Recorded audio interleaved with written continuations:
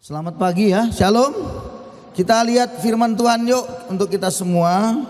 Kembali kita melihat kebenaran. Mari hari ini kita melihat sebuah topik yang sebenarnya sudah lama kita pasti tahu. Tetapi kita akan mencoba mengulas kembali walaupun Anda sudah sering mendengarnya. Ulangan pasal 28. Kita lihat Ulangan 28 ayat 13 dan 14. Ulangan pasal 28 ayat yang ke-13 dan 14. Kita baca bersama-sama 2, 3 ya. Tuhan akan mengangkat engkau jadi kepala dan bukan ekor. Engkau akan tetap naik dan bukan turun. Apabila engkau mendengarkan perintah Tuhan Allahmu yang kusampaikan pada hari ini, kau lakukan dengan setia. Dan apabila engkau tidak menyimpang ke kanan atau ke kiri dari segala perintah yang kuberikan kepadamu pada hari ini, dengan mengikuti Allah lain dan beribadah kepadanya. Saudara-saudara, ini kita suka mengklaim ya, ini namanya janji ya. Kau akan menjadi kepala dan bukan ekor. Well, keren itu. Kau akan naik dan bukan turun. Amin. Tapi ada syaratnya. Itulah bicara tentang perintah yang selalu kita dengungkan dalam bulan ini, bahwa perintah dan janji. Ikuti perintah Tuhan, pegang janjinya. Dan ayat hafalan kita selalu didengungkan dalam bulan ini adalah percayalah kepada Tuhan dengan segenap hatimu dan jangan bersandar pada pengertianmu sendiri. Dan akuilah Dia dalam segala lakumu, maka Ia akan meluruskan jalanmu. Dalam kitab Amsal pasal 3. Jadi saudara-saudaraku, ingatlah baik-baik, Tuhan ingin kita itu sebenarnya naik. Katakan amin. Dan memang Tuhan merindukan Anda dan saya itu akan menjadi kepala. Bukan cuma kita yang rindu, Tuhan juga rindu. Tapi persoalannya itu menyenangkan diri kita. Minggu yang lalu saya sudah sampaikan, janji-janji yang kita pegang itu menyenangkan diri kita. Tapi perintah ketika kita lakukan itu menyenangkan Tuhan. Siapa yang Anda mau senangkan? Kan gitu ya.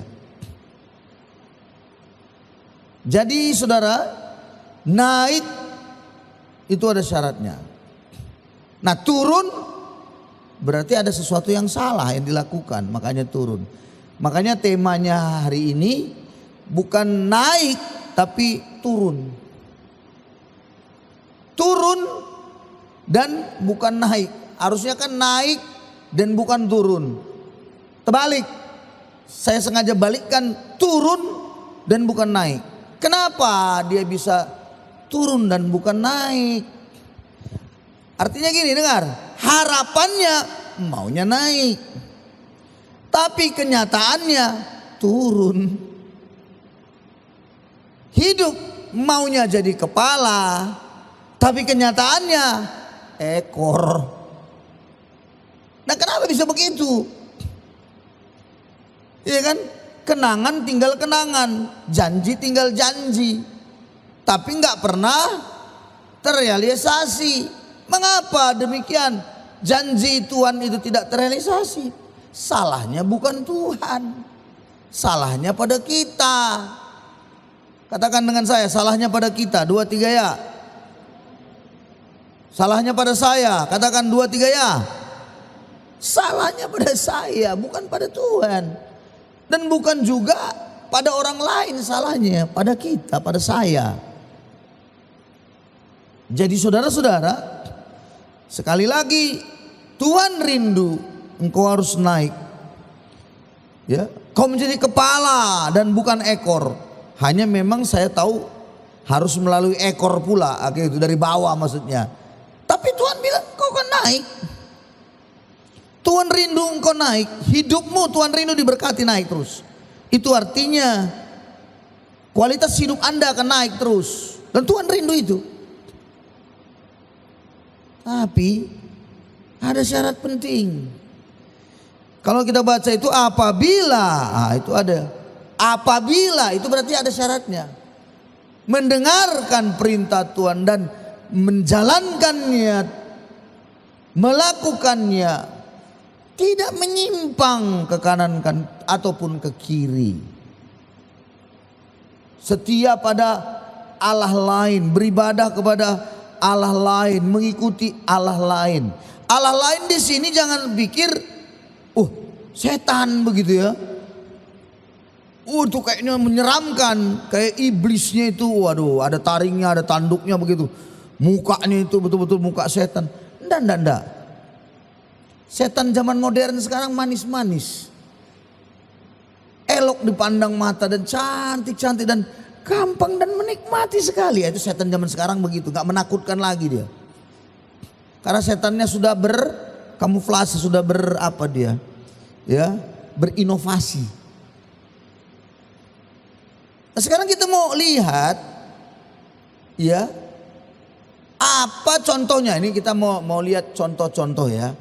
Ya, kita kasih pertama sajalah, misalnya kitab Kejadian. Kitab Kejadian itu semuanya baik, betul ya? Artinya waktu Tuhan menciptakan semuanya sungguh amat baik, bukan baik lagi, sungguh amat baik. Kejadian 1:31, Allah melihat bahwa semuanya itu sungguh amat baik. Dan yang menariknya dalam sungguh amat baik itu menunjukkan kesempurnaan yang betul-betul dari Allah. Tidak ada satu pun yang salah, tidak ada satu pun yang keliru, tidak ada satu pun yang kualitasnya turun atau rendah. Kualitasnya itu luar biasa, sempurna. Namun saudara-saudara, kita harus sadari kualitas yang luar biasa itu turun. Mengapa? Karena dosa, betul ya? Bayangkan manusia itu ditempatkan Tuhan lagi di Taman Eden, ya kan? Ditaruhnya di situ, ditempatkannya manusia yang dibentuk. Tuhan menyediakan semuanya yang indah-indah itu. Nah, ada sedikit pertanyaan. Di mana letak Taman Eden itu, Pak? Ini sedikit ini supaya kita bisa belajar sedikit. Di mana Taman Eden itu dulu di dunia ini? Ada pertanyaan yang serius itu. Menurut saya itu pertanyaan yang sangat serius. Supaya bisa menghempang orang-orang di luaran sana yang suka kali ngomong menjelek-jelekkan Bible, Alkitab. Dijelek-jelekkannya padahal dalam kitab sucinya itu istri si Abraham pun dia tidak tahu. Istri Adam pun tidak tahu, nggak ada di kitabnya itu. Mereka aja yang bilang Hawa katanya itu. Mereka yang bilang itu. Nggak ada catatannya di kitab suci mereka itu, nggak ada, percayalah. Mereka menyontek Bible, Alkitab. Boleh tanya. Lalu di mana Taman Eden? Ingat ya, Alkitab itu tertulis itu bukan sembarangan. Sampai-sampai itu arti nama-nama itu semua itu ada dalam Alkitab. Saya baru belajar, saya baru lihat ya. Nah, kapan-kapan nanti saya sampaikan ya. Nama Adam itu saja itu artinya apa? Adam. Ternyata itu tanah gitu, dibuat dari tanah, makanya namanya Adam. Dari bahasa Ibrani-nya itu tertulis itu. Dan yang menarik lagi, kalau kita lihat misalnya di mana di Taman Eden itu di mana? Ya, sekalian ya. Kejadian 2. Coba perhatian, Kejadian 2 ayat 10 14. Kejadian 2 ayat 10 sampai 14. Ada suatu sungai yang mengalir dari Eden untuk membasahi taman itu. Dan dari situ sungai itu terbagi menjadi 4 cabang. Yang pertama namanya Pison, yakni yang mengalir mengelilingi seluruh tanah Hawila tempat emas ada. Dan emas dari negeri itu baik, di sana ada damar bedola dan batu krisopras. Nama sungai yang kedua ialah Gihon, yakni yang mengalir mengelilingi seluruh tanah Kus. Nama sungai yang ketiga ialah Tigris, yakni yang mengalir di sebelah timur Asyur. Dan sungai yang keempat ialah Efrat. Wow. Di daerah itulah Taman Eden itu ada. Saya ini menyampaikan ini maksudnya begitu sempurnanya Tuhan menyediakan, dan di sana krisopras, emas, itu berarti yang terbaik ada di sana, Tuhan sediakan semuanya. Indah luar biasa itu taman itu. Nah, di mana Eden itu? Nah, kalau kita melihat nama-nama sungai itu memberikan kita sebuah catatan. Di zaman yang sekarang ini tinggal 2 nama sungai yang masih tertera sampai hari ini. Nama sungai itu adalah Sungai Tigris dan Sungai Efrat. Sungai Tigris dan Sungai Efrat itu di mana? Maka diperhatikan dari gambar peta, ya, itu ada di sekitar Irak. Itu Sungai Tigris dan Sungai Efrat. Maka banyak para peneliti Alkitab meyakini bahwa Eden itu dulu ada di sekitar Irak dan Iran. Tuhan sediakan di situ 4 sungai. Ya, lo kemana yang Pihon dan Gihonnya, Pak? Saya percaya itu sudah tertimbun. Saya percaya sudah tertutup. Dari mana kita tahu? Zamannya air bah, tahu kan? Manusia makin jahat, air bah datang, di situ kemungkinan besar pasti. Bayangkan kan ribuan tahun kan? Jangankan ribuan tahun, kita aja di Gunung Sitoli misalnya, Sungai Noh makin hari makin menyempit. Sungai Noh itu. Bagaimana sungai-sungai yang dahulu? Nah, di situ peradaban manusia pertama sekali. Makanya iblis ingin mengacaukan daerah itu juga kan. Sampai hari ini juga seperti itu.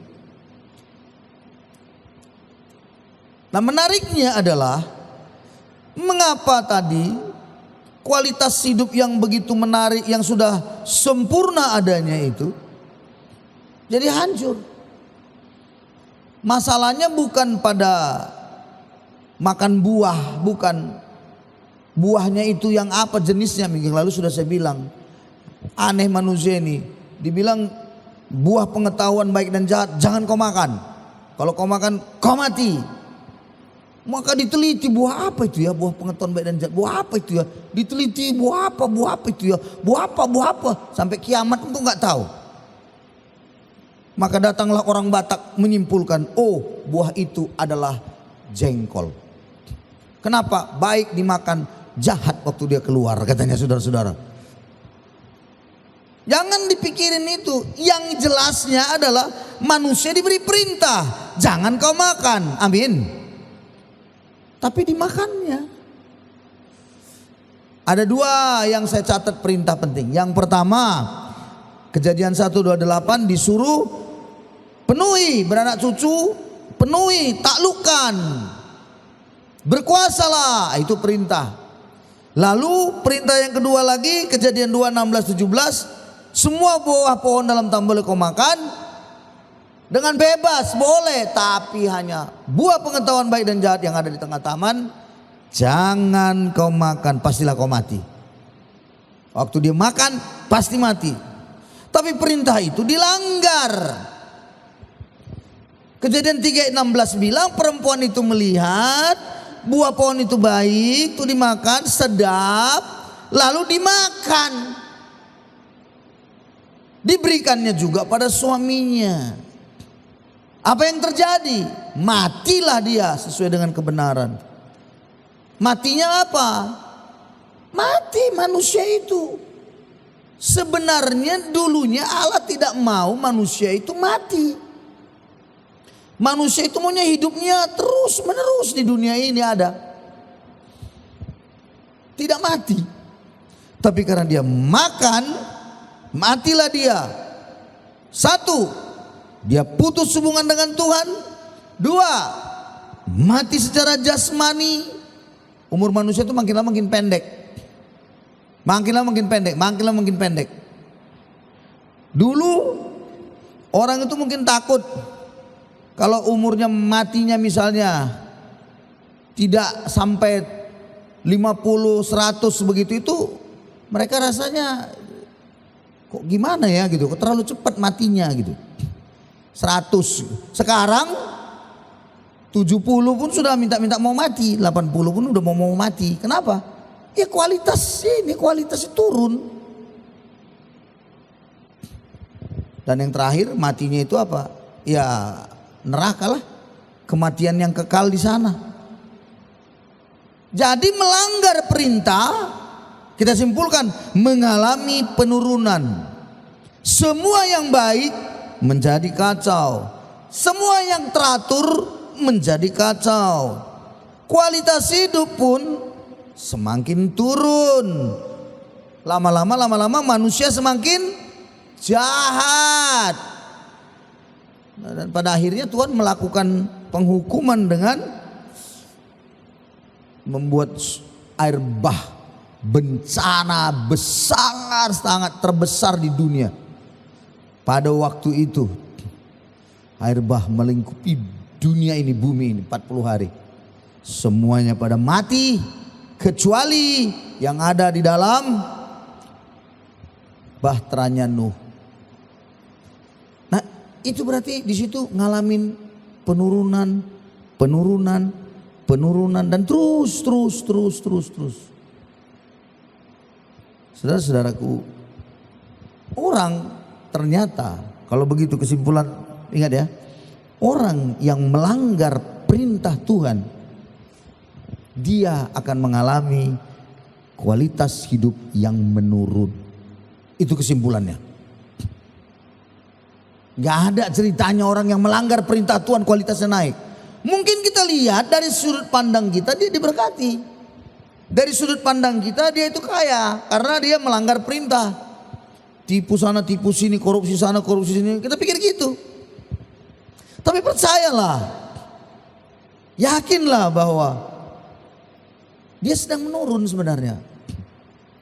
Kalau tadi kau akan jadi kepala dan bukan ekor, kau akan naik dan tidak turun. Artinya perlahan dia dari ekor begitu kan, terus naik. Nah, ekor itu kan tempat, mohon maaf, kalau binatang itu kan ekor itu kan tempat pembuangan kotorannya, ya kan. Jadi itu kan terhina itu. Iya, dia manusia dihina, terhina awalnya, tapi seiring waktu berjalan dia belajar daripada firman Tuhan, dia mengikuti dan terus dia akan jadi kepala. Tapi kalau orang tipu sana, tipu sini, korupsi sana, dan kita berbagai macam cara, kita pikir memang kelihatan dia kayaknya masih di atas gitu.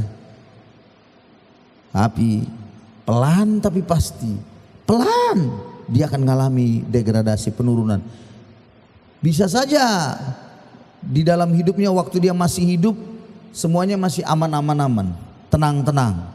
Tapi begitu dia mati, ini turun ini. Generasi dari generasi turun. Saya pernah mendengar dan saya sudah pernah menyampaikan kepada saudara tentang ini hal pria sejati ya.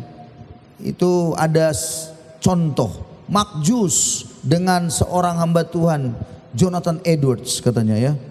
Dibandingkan keturunannya, itu luar biasa. Jonathan Edwards seorang hamba Tuhan ya, kota kecil dengan jemaat yang kecil, tapi di dalam dia menjalani hidupnya dia takut akan Tuhan. Dia berjalan di dalam jalan-jalan Tuhan. Mark Jones kaya orang sangat terpandang dan luar biasa kayanya. 7 turunan pun gak habis tuh. Uangnya kalau diapain tuh begitu kayanya. Hidup pada zaman yang sama. Tapi ada peneliti melihat, dicek 10 generasi setelah mereka kiri kanan. Wih, beda jauh. Jonathan Edwards banyak keturunan-keturunannya dari anak-anak cicit semuanya, buyutnya semua banyak sekali. Jadi apa? Dosen pengajar, jadi pemberita Injil, jadi misionaris, dokter apalagi, dokter di misi, belum lagi jadi pengacara. Dan ada banyak orang-orang yang doktor, profesor di dunia pendidikan. Dan satu, turunan Jonathan Edwards menjadi wakil presiden Amerika Serikat. Tapi makjus. Lebih setengahnya itu jadi apa semua? Jadi gembel. Banyak yang jadi pelacur. Ada sih yang duduk di pemerintahan 1-2, tapi kelas-kelas rendahan. Dan merugikan negara sangat besar. Kejahatannya narkoba, ada jadi perampok, itu turunannya begitu. Makanya saya mau katakan kepada saudara, jangan anggap remeh gitu.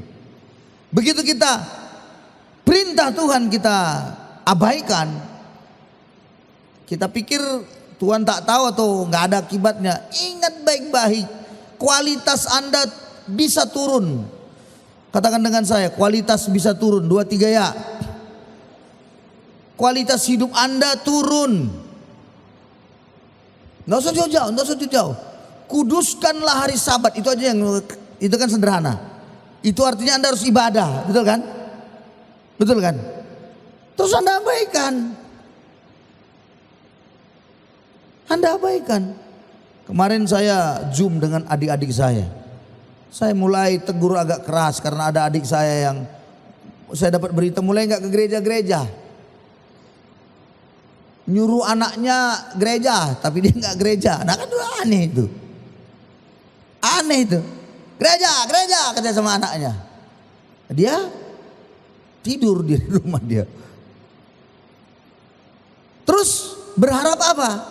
Doakanlah bang. Ini usahaku, doakanlah bang, begana begini begitu. Diberkati Tuhan. Saya bilang pret, gak akan ada. Kamu berharap janji manis Tuhan itu kau mau pegang, mau kau dapatkan. Janji itu hanya bisa kau tangkap, kau terima kalau kau lakukan perintahnya. Perintah sederhana loh itu. Ya kan? Kuduskanlah hari Sabat. Berarti kan apa itu? Beribadah, ya kan? Itu baru satu sederhana. Jangan membunuh, jangan berzina, jangan mengucap dosa, jangan ini, hormati ayah dan ibumu katanya. Itu hal-hal yang sangat mendasar. Itu 10 hukum Taurat itu sangat mendasar. Itu aja dilanggar. Ah udahlah pasti. Kualitas hidup pasti turun. Mari kita lihat kitab Yosua. Saya rindu membagikan kepada saudara kitab Yosua. Ada satu kisah yang menarik kita mau lihat. Pada waktu Yosua ingin mengalahkan Yeriko. Di dalam kitab Yosua pasal yang ke-6, Yeriko ingin ditaklukkan, tapi Yeriko ini kota yang sangat besar dan tinggi sekali temboknya. Berlapis lagi temboknya itu. Dan mereka ingin merebut itu karena Tuhan bilang rebut. Dan Tuhan bilang kemudian apa? Kelilingilah 7 kali itu. Kelilingi. Jadi waktu dikelilingi semuanya 1 kali. Tembok kota itu ya, kota itu dikelilingi 1 diam, 2 kali diam, 3 kali diam. Yang ke-7 teriak, trompet, sangkakala, suara semuanya berbunyi. Wah, mereka bersorak-sorak. Dan pada waktu bersorak, runtuhlah memang tembok kota itu. Dan akhirnya Yosua dan pasukan Israel mampu menerobos masuk dan mengalahkan kota itu. Tapi ada satu pesan Tuhan. Mari kita lihat ayat yang ke-18, pasal yang ke-6 ayat 18. Perhatikan ayat ini baik-baik. Tapi kamu ini jagalah dirimu terhadap barang-barang yang dikhususkan untuk dimusnahkan. Supaya jangan kamu mengambil sesuatu dari barang-barang yang dikhususkan itu. setelah mengkhususkannya dan dengan demikian membawa kemusnahan atas perkemahan orang Israel dan mencelakakannya. Segala emas dan perak serta barang-barang tembaga dan besi adalah kudus bagi Tuhan. Semuanya itu akan dimasukkan dalam perbendaharaan Tuhan. Ini perintah nih. Tuhan bilang emas, perak, permata itu ya, tembaga, besi semua itu milik Tuhan. Jadi nggak boleh diambil. Ngerti maksudnya? Dikuduskan itu, dimasukkan dalam perbendaharaan rumah Tuhan. Tidak boleh seorang pun mengambil. Jadi waktu mereka berperang, masuk sudah ke kota itu karena temboknya sudah hancur semua sekeliling. Mereka menyerbu kota itu. Nah, kota itu kan pasti banyak penduduknya mungkin apa? Menyimpan emas ya kan? Ada perak begitu. Mereka bakar kota itu semua dan mereka jarah semuanya. Dan menariknya Tuhan kasih perintah, jangan kau ambil emas perak, itu punya Tuhan. Tapi apa yang terjadi? Pasal 7. Orang Israel berubah setia dengan mengambil barang-barang yang dikhususkan itu. Karena Achan bin Karmi bin Zabdi bin Zerah dari suku Yehuda mengambil sesuatu dari barang-barang yang dikhususkan itu. Bangkitlah murka Tuhan terhadap orang Israel. Yosua tidak tahu, dia tidak melakukannya, tapi orang Israel ada satu bernama Achan bin Zerah. Ini mengambil barang-barang itu, dia nggak tahu disimpannya. Lalu kemudian mereka setelah mengalahkan Jericho, mereka bersuka cita pasti, karena Jericho itu kota besar, mereka mampu taklukkan. Dan kemudian mereka akan menaklukkan kota yang lebih kecil, Ai namanya, kota kecil. Dan waktu mereka ingin menaklukkan kota itu, adalah sebuah saran dari anggota pasukannya, tentu orang-orang Israel. Aduh, nggak usahlah rame-rame kali menyerang kota itu, karena penduduknya itu sedikit, ya sedikit kok, nggak akan bisa itu apa gampang lah kira-kira gitu. Ayat yang kedua, Yosua menyuruh orang yang mengintai, dan ayat yang ketiga, kembalilah mereka kepada Yosua dan berkata, nggak usah seluruh bangsa ini pergi, biarlah kira-kira 2 atau 3.000 orang untuk menggempur Ai. Jangan kau susahkan seluruh bangsa itu berjalan ke sana, sebab orang-orang di sana sedikit saja. Berangkatlah kira-kira 3.000 orang bangsa itu ke sana, tapi mereka melarikan diri, kalah perang di depan orang-orang Ai itu. Padahal penduduknya sedikit. Artinya gini, masalah kecil.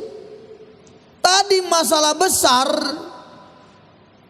mereka berhasil taklukkan dengan cara apa? Mereka memegang perintah, mengikuti perintah, kelilingi 7 kali, dan yang ke-7 berteriak.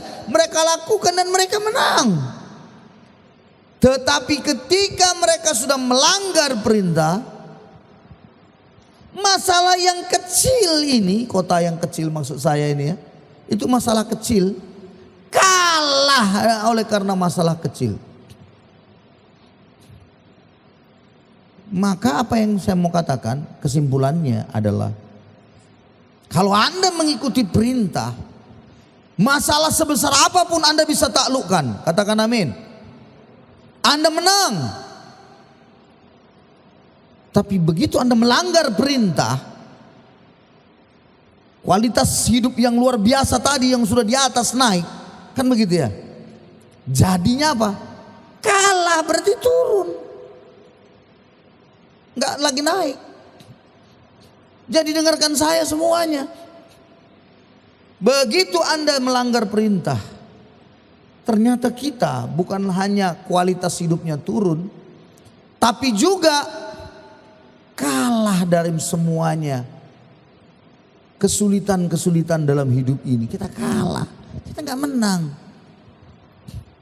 Ada masalah sedikit, tumbang. Sedikit ada hinaan apa semua, tumbang. Aneh gitu. Kok bisa begitu ya? Ya itu tadi. Tuhan tidak menyertai, itu maksudnya kan. Kalau waktu mereka megang perintah, Tuhan menyertai. Berperang menang. Jadi apa yang dilakukan oleh Yosua kemudian? Ya, dia mulai menjerit sama Tuhan dan mulai berdoa. Dia bilang, gimana ini Tuhan? Ada apa ini? Mengapa begini Tuhan? Ayat yang ke-6 Anda baca itu. Dia mengoyakkan bajunya, jubahnya. Lalu disujud. Ditaruhnya debu di atas kepalanya. Itu menaruh debu di atas kepala itu artinya pertobatan. Mengakui salah, aku salah. Ada apa aku ini Tuhan? Kenapa kami begini? Dia doa di hadapan Tuhan. Dan akhirnya Tuhan pun bilang, ya ayat yang ke-7, sudah kubilang kan, jangan. Sudah kubilang kan, jangan.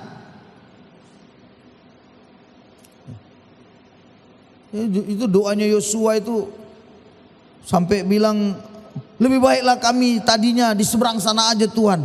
Kau yang nyuruh kami ke sini, tapi kau permalukan kami. Lari semuanya kami daripada musuh-musuh kami. Di mana kau Tuhan?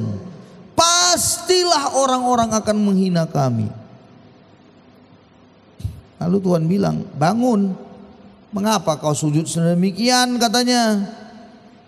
Lalu ayat 11-nya diberitahu Tuhan, orang Israel telah melanggar perintahku, melanggar perjanjianku yang kuperintahkan pada mereka. Mereka mengambil sesuatu dari barang-barang yang dikhususkan itu.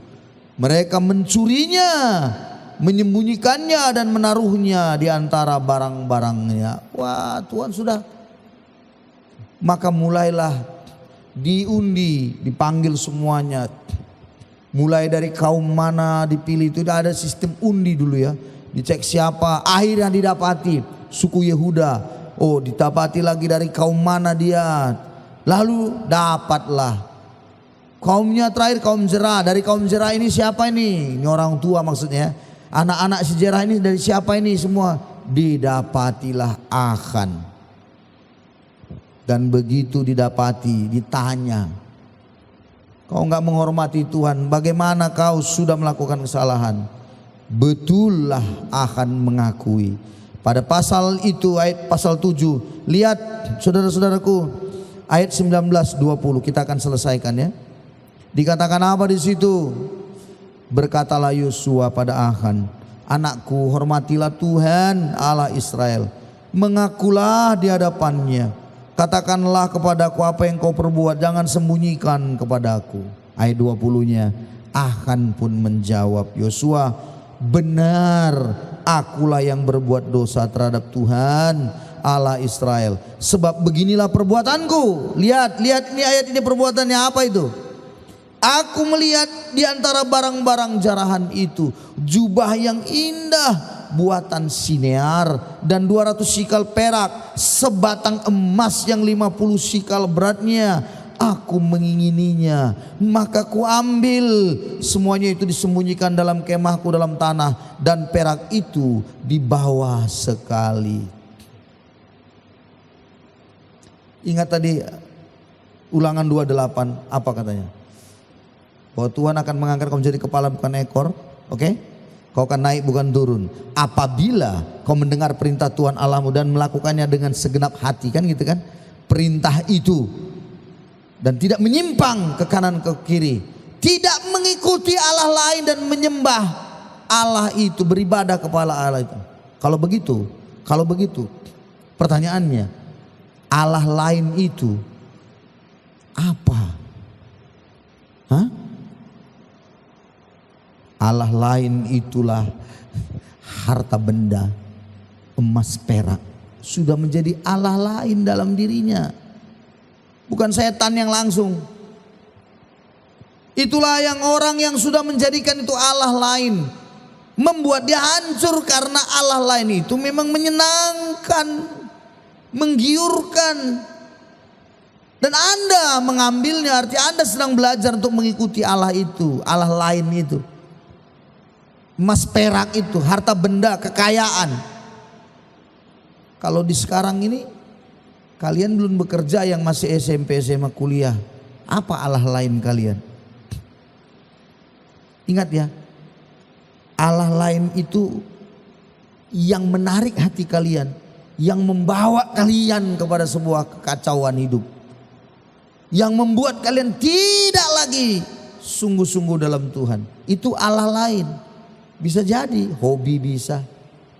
Tapi kalau zaman sekarang yang tahu Allah lain itu adalah handphone.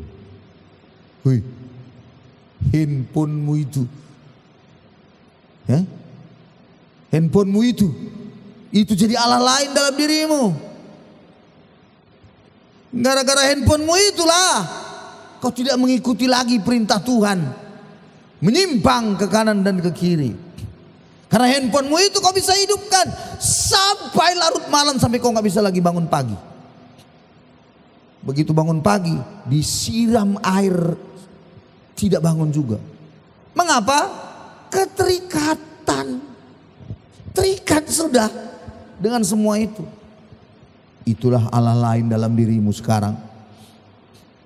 Apalagi Allah lain, pacar itu juga bisa jadi Allah lain dalam dirimu. Oh, cewek-cewek itu bisa jadi Allah lain.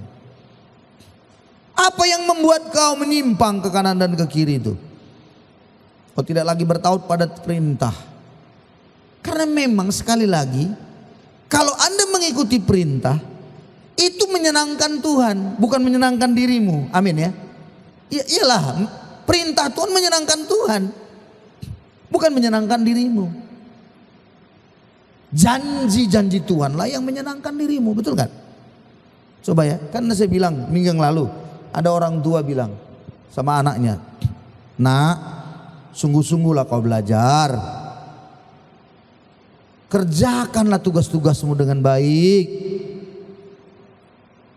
Lalu orang tuanya bilang, "Kalau kau nanti," ingat ini janji mama, janji bapak, "kalau kau nanti juara 1 atau juara di kelas, nanti mama belikan kau sepeda. Sepeda ada tanda tangan Pak Presiden di situ, sepeda itu." Semangat kan? "Oh iya mak, iya." Lakukan perintah, lakukan tugas pekerjaan di rumah, belajar sungguh, juara. Sekarang saya tanya, itu perintah kan? Kerjakan tugasmu di rumah, belajar kau sungguh-sungguh, itu perintah. Waktu Anda melakukannya, siapa yang disenangkan? Orang tua, ya kan? Itu perintah menyenangkan, itu orang tua yang disenangkan. Tapi begitu Anda dapat sepedanya, siapa yang disenangkan? Anda yang disenangkan. Jadi orang tua begitu kasih perintah, dia sedang membawa kita kepada sebuah apa? Tanggung jawab. Begitu juga Tuhan. Tuhan kasih perintah, jangan ada Allah lain di hadapanku, jangan sujud menyembah kepadanya. Itu kan perintah. Datang si Achan ini, dia ambil Allah lain itu bukan lagi setan apa, iblis bentuknya apa, tidak. Emas perak, jubah maha indah, itulah jadi Allahnya. Kenapa? Karena itu yang dia ikuti, dia ambil. Menyenangkan dirinya, menyenangi, wah senang sekali. Tapi itu dilanggarnya perintah itu. Tapi menyenangkan dirinya. Ingat, semua, dengarkan ya, hampir semua pelanggaran yang kita lakukan pada perintah Tuhan, itu menyenangkan kita. Kedagingan ini enak. Dengan kita melanggar perintah Tuhan, enak kita. Sampai ada orang misalnya narkoba, menyenangkan dirinya, fly dia kan, santai dia, melayang dia. Habis efeknya stres lagi kan begitu. Itu dia. Memang menyenangkan tapi dosa kan? Menyenangkan. Pacaran menyenangkan nggak? Menyenangkanlah. Ada lagi yang ngomong kaulah bulan kaulah bintang. Tapi sudah melanggar perintah Tuhan, akhirnya kaulah tai ayam, kan begitu ujung-ujungnya. Begitulah bagaimana caranya semua. Jangan bilang nggak boleh pacaran. Maksud saya, ini ada bilang gitu, maksud nggak boleh Pak? Saya bilang waktunya itu kau tahu. Kau masih SMP, masih SMA, aduh nggak usah dulu. Saya juga bilang kalaupun kuliah sebaiknya jangan dulu lah. Tapi kalau nanti kalau sudah kerja, sudah jelas ya kan, mukamu sudah jelas ya kan, dari nggak bersegi sekarang mulai bersegi bagus gitu, boleh lah. Ini nggak, sekarang ini sembarangan aja semua sekarang, sembarangan. Aduh, dunia ini makin gila memang, makin gila. Emangnya kenapa sih kalau ada yang cewek berteman biasa, kenapa sih? Ada pula yang bilang sama saya, iya sih Pak, teman Pak, apa teman tapi mesra. Gundulmu, saya bilang. Kau kok jawab-jawabin aja. Enggak ada ceritanya. Itu sangkut di situ nanti kita. Jadi sekali lagi. Oke, waktu kita ya. Sekali lagi. Mulai dari awal tadi Bapak mau simpulkan semua nih, penting nih. 1. Semuanya sudah baik, sempurna ya kan? Tapi begitu dulu langgar perintah, dosa masuk, langsung mengalami degradasi, penurunan yang sangat tajam. Diusir dari Taman Eden. Dijadikanlah manusia itu jadi manusia susah sekali kan? Peluh dengan berpeluh. Mati jasmani, terhalau dari Taman Eden itu, tidak lagi di situ. Putus hubungan dengan Tuhan. Neraka lagi, pokoknya mengalami kehancuran. Dilanggar lagi, apa yang terjadi berarti? Kekacauan. Turun, tidak lagi naik. Ya, jadi saudara-saudara ingat ya, melanggar perintah berarti penurunan. Melanggar perintah berarti menghadapi kekacauan. Melanggar perintah artinya Anda sedang membawa diri Anda kepada kebinasaan, kehancuran. Kalau Anda baca ayat selanjutnya, apa yang dilakukan Yosua terhadap Achan selanjutnya, maka Yosua memanggil semua keturunan anak-anaknya, istri, kemahnya, ternaknya, semua dikumpulin. Setelah diambil emas perak tadi semua memang betul disimpannya, maka semua bangsa itu rame-rame memegang batu. Bayangin, itulah hukuman yang dibuat supaya Tuhan tidak lagi murka pada mereka. Gara-gara satu keluarga ini aja. Megang batu ngapain? Semua melempari dia, pak, ambil lagi. Bisa dibayangkan gak orang Israel misalnya 1.000 sejuta orang, 1.000.000 batu ke kepala, gimana kira-kira itu? Apa nggak mati tuh? Bukan hanya mati, tertimbun, terus tertimbun semuanya di situ, matilah.